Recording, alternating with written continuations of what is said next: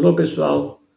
Eu hoje vou dar início às aulas de física, aqui pela YouTube.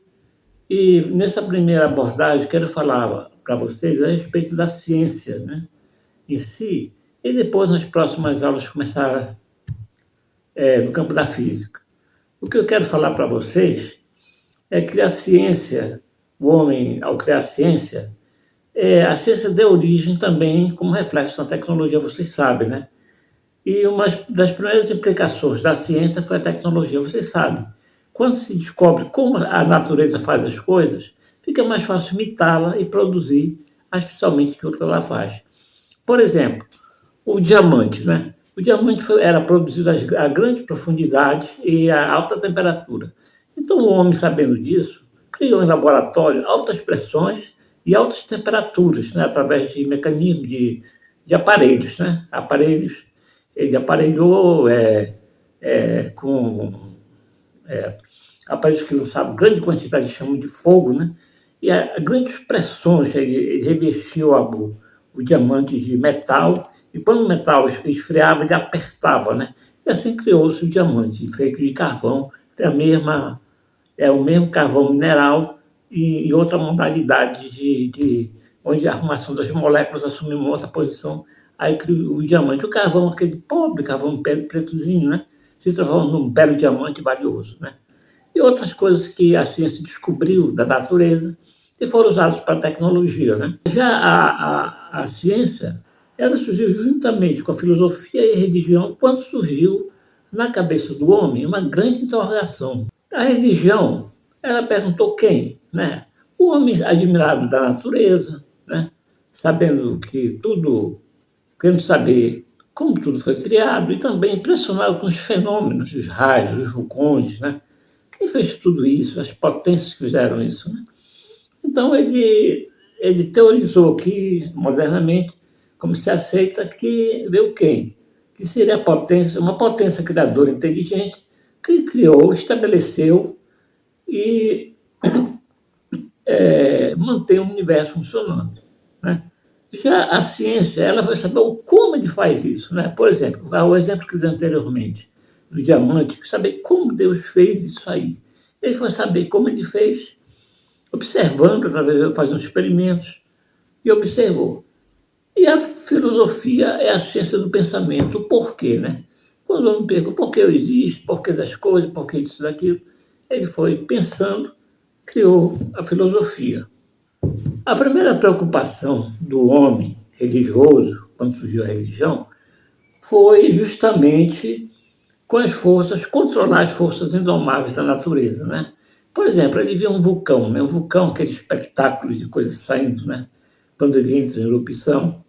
E naquelas ilhas vulcânicas, por exemplo, no Pacífico da Oceania, tem aquelas ilhas vulcânicas, né? Krakatoa, explodiu a tal ponto que já foi a pressão, a força que foi, e a energia que foi desenvolvida ali, que um pedaço, dizem, né? Um pedaço da pedra entrou em órbita da Terra, criou-se uma onda que deu, se eu não me engano, 8 voltas em torno da Terra, né? Várias voltas. E foi um espetáculo. O céu passou vários dias cor de cobre, colorido, aquele colorido fabuloso, né? Espetacular.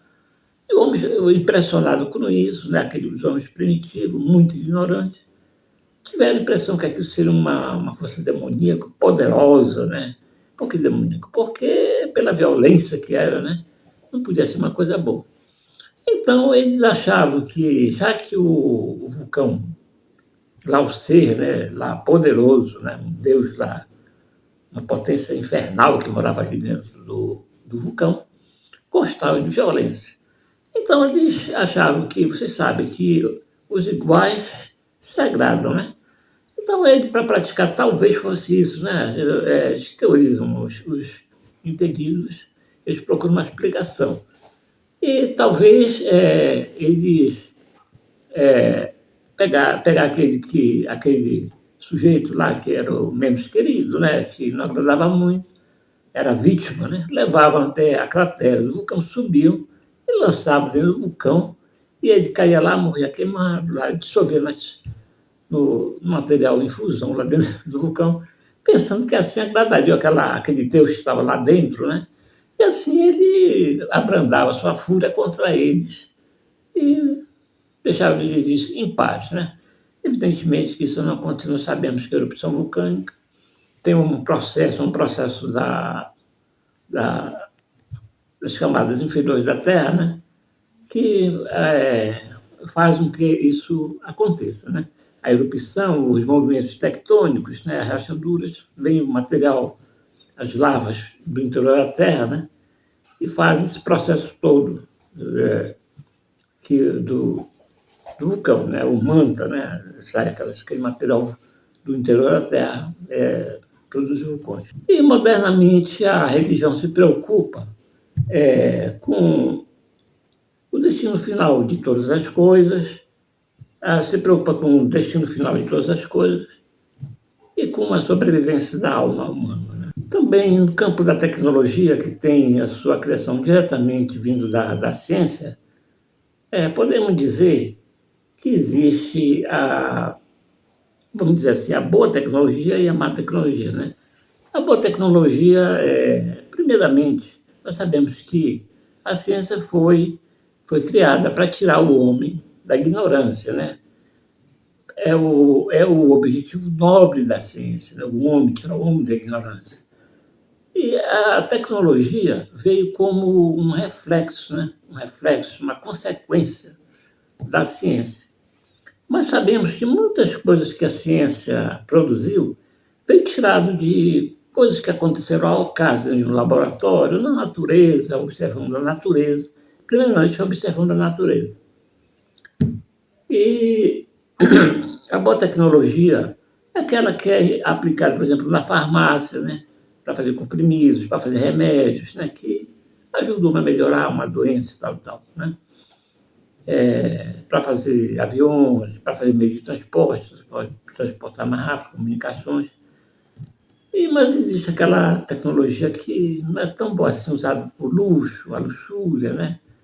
As armas, infelizmente, é uma coisa a se pensar, porque quando a arma é usada para guerra, depende aí do lado que ela está, né? Porque no caso da violência, vamos dizer assim, a violência entre os criminosos, né? Eles usam armas para os seus crimes. Então, a polícia tem que combater a altura, né? Então, tem que também usar armas, infelizmente, tem que ser assim. A guerra também, né? Existe a tirania, né? Vocês sabem que existe isso. E nós tivemos na Primeira e Segunda Guerra Mundial, teve as armas sendo usadas do lado dos tiranos, né? Dos ditadores, os que queriam celebrar a crueldade deles sobre a humanidade, né? Aquela coisa toda. E usavam armas poderosas, né? E, do outro lado, né? Aqueles que lutavam contra isso, pela liberdade, tiveram que também usar armas, né? E houve muita morte de um lado e de outro, né?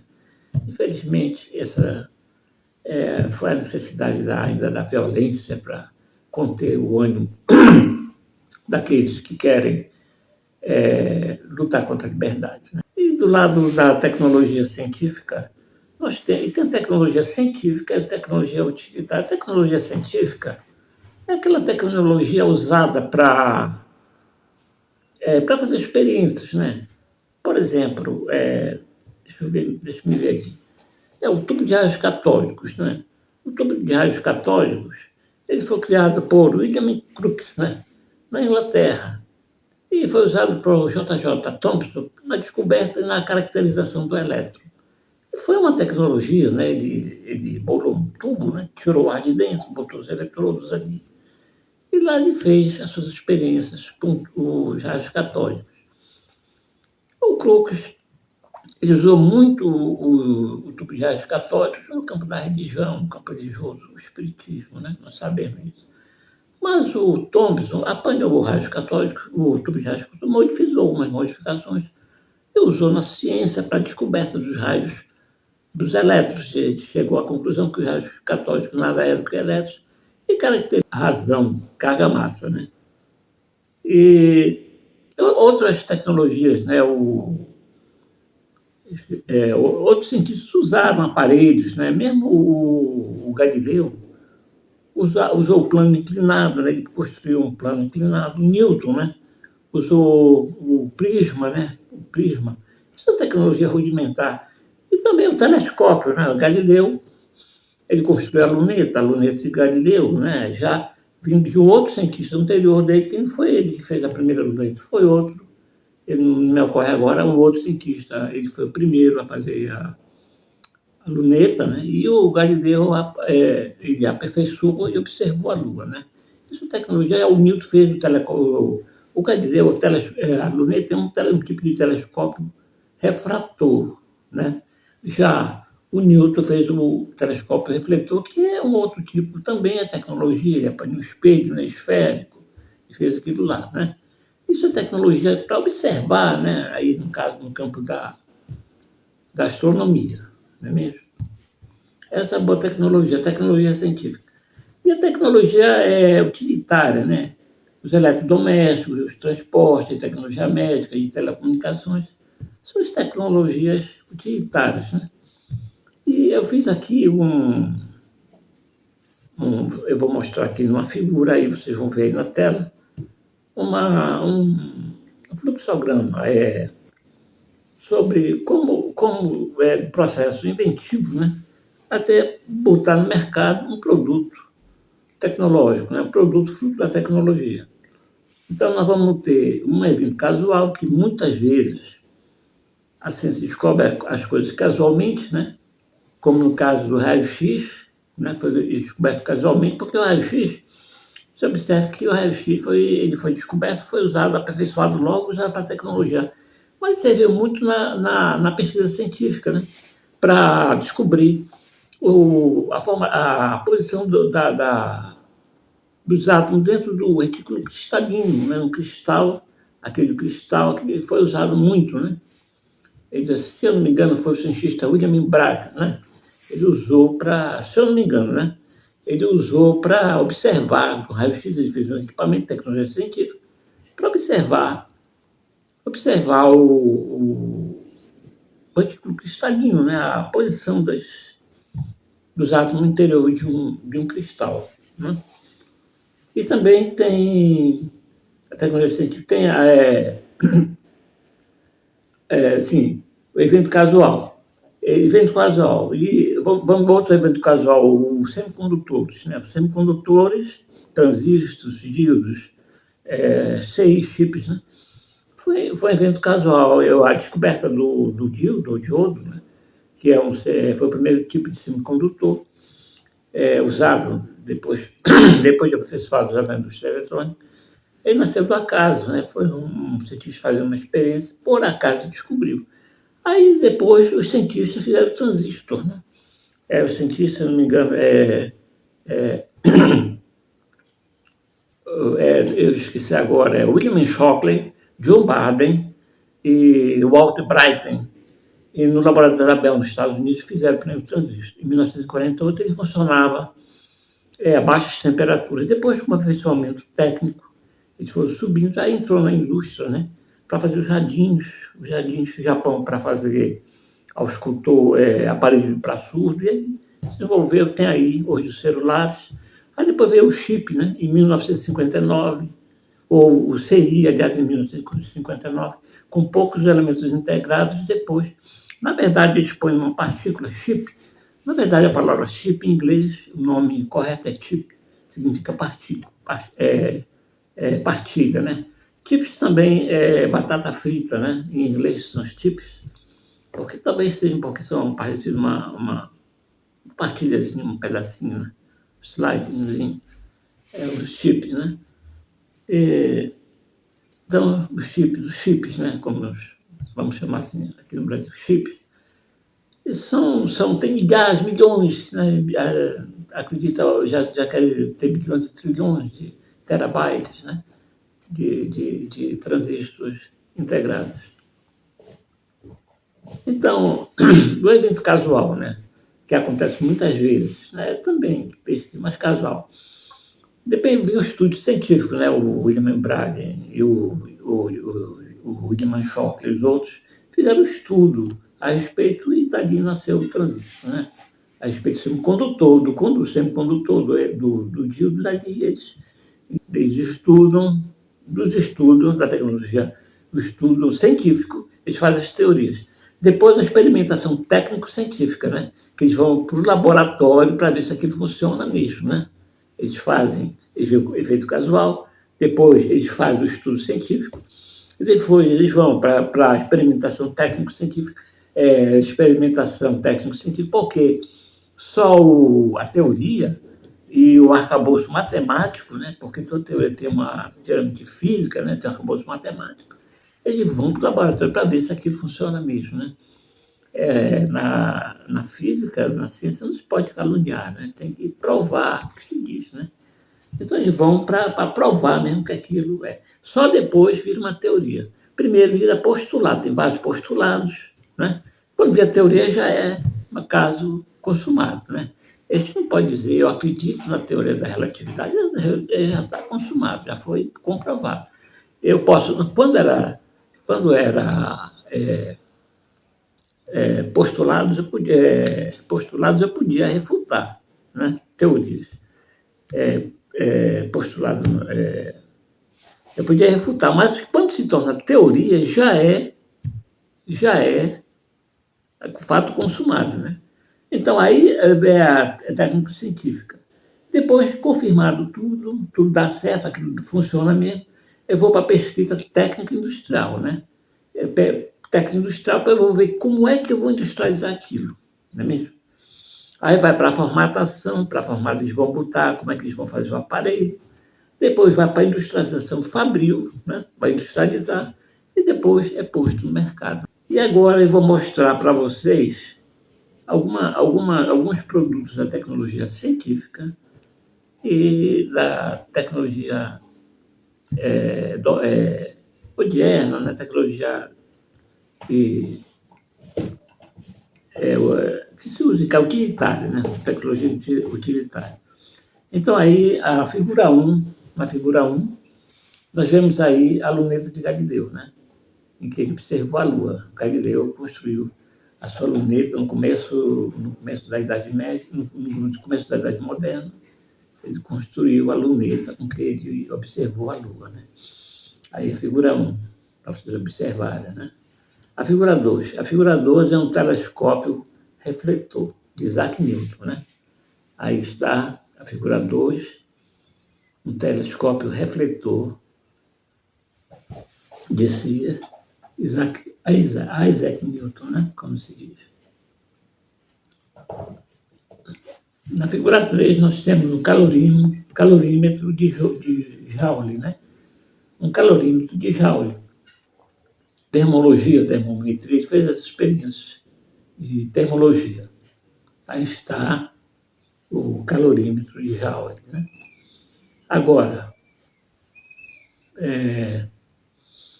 essa figura, agora, o calorímetro de Joule está na figura 3, agora na figura 4. Aí na figura 4, vocês verem aí o aparelho com que Hertz, né? Analisou a luz de uma centelha. Esse aí, o aparelho, na figura 4, o aparelho que Joule, né? O aparelho que Joule, desculpe, o aparelho que Hertz analisou a luz de uma centelha. Aí você vê um tubo de Crookes, né? Que J.J. Thomson descobriu e caracterizou o elétron, né? Tubo de Crookes, na figura 5. Observe aí, a figura 5. Agora vamos para a tecnologia doméstica, né? Doméstica ou utilitária, né? Tecnologia utilitária. O primeiro telégrafo. Esse aí foi o primeiro telégrafo, né? Um aparelho de telegrafia, né? Digamos assim. Aparelhagem de telegrafia de Samuel Morse, né? Essa aí foi feita em 1800, quando ele inventou, aliás, a telegrafia, através de cabos, foi em 1838, né? Ele conseguiu os primeiros resultados. Aí vem a telefonia de Graham Bell, né? Inventor do telefone, 1875. 1885, nos Estados Unidos. Tanto Morse como o Graham-Bell, eram americanos. E agora, nós vamos ver aí o equipamento de Marconi, né? O equipamento de Marconi, figura, na figura 8, né? Figura 8, o Marconi, né? O equipamento de Marconi, quando ele fez as primeiras transmissões radiotelegráficas, né? Através de ondas de rádio, em 1895, né? Essa aí é a aparelhagem de Marconi. Isso aí já vem da tecnologia utilitária, criação do rádio, dos elétrons. E aí o radiofonado, né? O aparelho de radiofonia, né? Agora nós vamos para a figura 10 e última, televisão, né? Televisão. Televisão também. A televisão foi inventada já no século, totalmente no século XX. Também produto de várias pesquisas de companhias que foram pesquisadas. Eu falo muito em Zorekin, foi um russo, né? O russo naturalizado americano, que teria sido o iniciador das pesquisas de televisão nos Estados Unidos. Quanto à televisão e o rádio, existe quem diga, né, existe quem diga não, mas já é quase que certo que no Brasil, pelo menos para nós, o rádio e a televisão terá sido inventado por um padre brasileiro chamado Roberto Landel, né? Roberto Landel teria inventado o rádio e a televisão antes do Marconi e antes do Zorekin, né? Fazia experiências nos Estados Unidos. Inclusive, o Marconi, ele emitia sinais de código, né? Era telegrafia através de rádio, sinais de código, acredito, inclusive, que o código Morse teria sido a primeira linguagem de máquina, né? A linguagem de um aparelho, aqueles pontinhos, aqueles pipi tracinhos, seria a primeira linguagem de máquina. E o Zorekin também não foi o primeiro a fazer experiências com televisão. O Orlando já tinha feito antes, né? Enquanto que o Marconi emitia sinais de telegrafia, o Lando já emitia sons de voz, né? Sons mesmo audíveis, de sons fonados, né? Voz fonada. Ele teria sido inventor da radiofonia, né? E teria sido também o primeiro a fazer experiências com televisão, né? E existe essa controvérsia aí, muitos dizem uma coisa, dizem que não está bem provado, né? E é isso aí, pessoal. Vou ficando por aqui. Espero que vocês tenham gostado da aula, né? Eu acho que já me excedi aqui um pouco, mas vou ficando por aqui, né? E na próxima aula eu já começo com as aulas de física, né? Propriamente física. Eu já fazendo a introdução de física e apresentando alguns elementos da matemática que nós vamos precisar, né? Como sistema de unidades, né? As unidades também da grandeza de grandeza, né? Que nós vamos precisar, e outras coisas que nós vamos precisar também no decorrer do curso de física. Então, eu fico por aqui, um abraço e até mais.